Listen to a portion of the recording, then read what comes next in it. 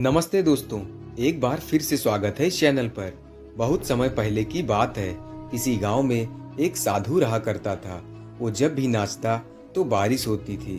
अतः गांव के लोगों को जब भी बारिश की जरूरत होती तो वे लोग साधु के पास जाते और उनसे अनुरोध करते कि वे नाचें, और जब वो नाचने लगते तो बारिश जरूर होती थी। कुछ दिनों बाद 4 लड़के शहर से गांव घूमने आए। जब उन्हें यह बात मालूम हुई कि किसी साधु के नाचने से बारिश होती है तो उन्हें यकीन नहीं हुआ।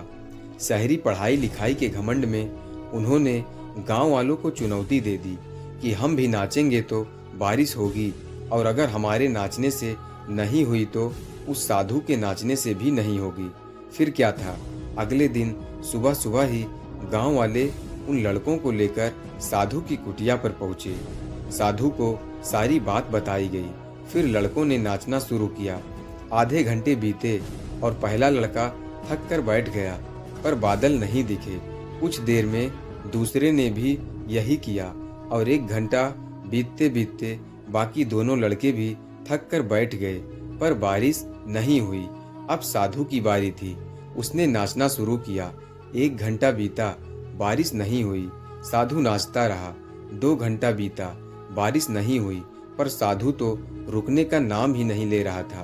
धीरे धीरे शाम ढलने लगी कि तभी बादलों की गड़गड़ाहट सुनाई दी और जोरों की बारिश होने लगी।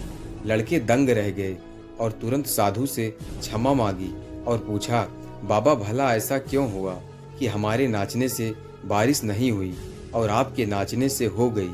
साधु ने उत्तर दिया, जब मैं नाचता हूँ तो 2 बातों का ध्यान रखता हूँ।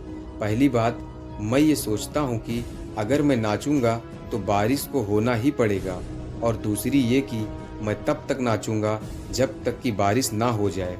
दोस्तों, सफलता पाने वालों में यही गुण विद्यमान होता है। वो जिस चीज़ को करते हैं उसमें उन्हें सफल होने का पूरा यकीन होता है, और वे तब तक उस चीज़ को करते हैं जब तक कि उसमें सफल ना हो जाएं। इसलिए यदि हमें सफलता हासिल करनी है तो उस साधु की तरह अपने लक्ष्य को प्राप्त करना होगा। तो कैसी लगी यह कहानी, आप लोग कमेंट सेक्शन में कमेंट करके ज़रूर बताएं।